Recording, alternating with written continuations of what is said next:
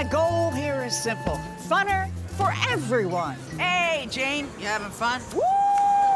Is that legal? Because around here, funner is a state of mind. What is going on, Laker fans? Thank you very much for tuning in. A little Lakers Talk Daily on this Thursday. Lakers coming off a win yesterday against the Chicago Bulls. They got the Minnesota Timberwolves coming tomorrow.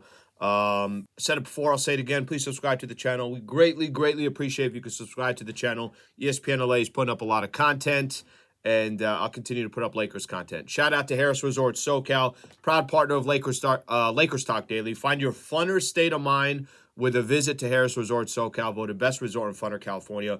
From dining to unwinding, you'll find fun around every corner. Learn more at harrissocal.com. Okay, I got a lot that I want to get into here, and it's going to be predominantly about the starting lineup. Yes, I am wearing my San Diego State gear. I'll be heading to the Final Four. San Diego State's in the Final Four, so I got to head out for that. I'm going to do that tomorrow night after the Lakers-Timberwolves game. So this is what I want to spend a quick little second on here, Laker fans. How about that starting lineup yesterday Lakers had? How about that starting lineup of Anthony Davis, Jared Vanderbilt, LeBron James, D'Angelo Russell, and Austin Reaves? Yeah, that looked pretty scary. That looked pretty damn good. So I bring that up for a couple of reasons. I bring that up because there's two ways to look at it. By the way, you know how many games those starters play together in their history together? 0. It's never happened before. They used to have Beasley in there when Braun was healthy. Then D'Lo was out. So now that Reaves is back in, that's the first time that those 5 played together. Couple questions I'm going to throw out there. I think it's very simply put. Yeah, that's as good of a starting lineup as you're going to throw out. Really, to be honest with you, I think anywhere in the NBA. There's really good balance. There's scorers. There's defensive players. There's guys that can draw fouls. There's guys that can create for others. I think you got a little bit of everything there.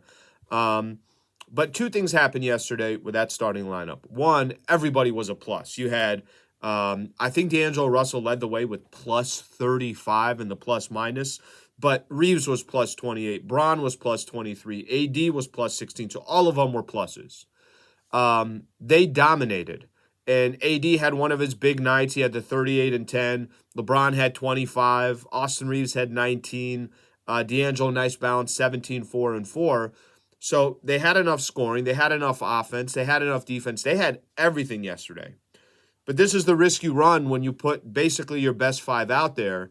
And you know, if you guys look at old Laker teams, championship teams, your starters doesn't mean that's your 5 best players. It means strategically you're going to use those 5, but you got some help coming in off the bench. Think of guys like Lamar Odom back in the days. Just, you know, off the top of your mind, there's always players that are effective that come off the bench for you as well. For the Lakers yesterday, once those starters came off the floor, the bench was awful. Really bad. Dennis Schroeder had 8 points. Rui Hachimura had 6, 14 points off the bench, and that was a wrap. There was nothing else. Now, you get it. I understand it. You know, Austin Reaves was a big part of that Lakers bench unit. He was in the starting lineup.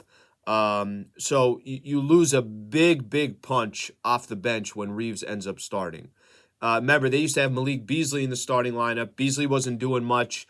Now it's kind of desperate situation. You only have 7 games left. I'm counting yesterday's game. So they don't have really time to screw around here. You need W's. You need wins, especially coming off that loss to the Chicago Bulls.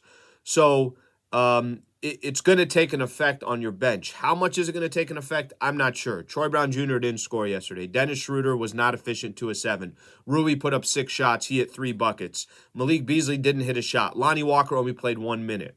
So I'm very curious if this is the starting lineup that the Lakers are going with. What happens to that bench? Does Darvin Ham, does he hesitate a little bit and say, I can't throw all my bullets in the starting lineup? I need some guys that are coming off the bench as well. My personal opinion, you got 6 games left. You're trying to position yourself in the NBA standings. I personally don't care what the bench looks like. Play whatever you think is going to win these 6 games. That's it. Nothing else matters. If you were, you know, if you had a cushion here and it wasn't that big of a deal and you could work on stuff and you could try stuff, fine. But they don't have that luxury. They're 38 and 38. They're a half game behind the Minnesota Timberwolves for number 7. They're a game and a half behind the Golden State Warriors at number 6. They play the Timberwolves tomorrow. I don't think the Lakers and I don't think Darvin Ham can kind of pick and choose or be too cute here. If that starting five dominates and they're playing well, then you got to figure out when you bring in guys from the bench, still keep some of those starters in there and just find a way to kind of balance it. So, Laker fans, love to get your opinion on it. What do you think of that starting lineup? First time we've ever seen that starting lineup together. And number two, what kind of happens to the bench? I'm prepared to wait for the postseason and then figure it out from there. But I think for right now, you need these regular season wins. And if that helps you get them, you do whatever you got to do. Laker fans, thanks for tuning in. Please subscribe to the channel. I'll be back with you guys tomorrow. Thanks, Laker fans.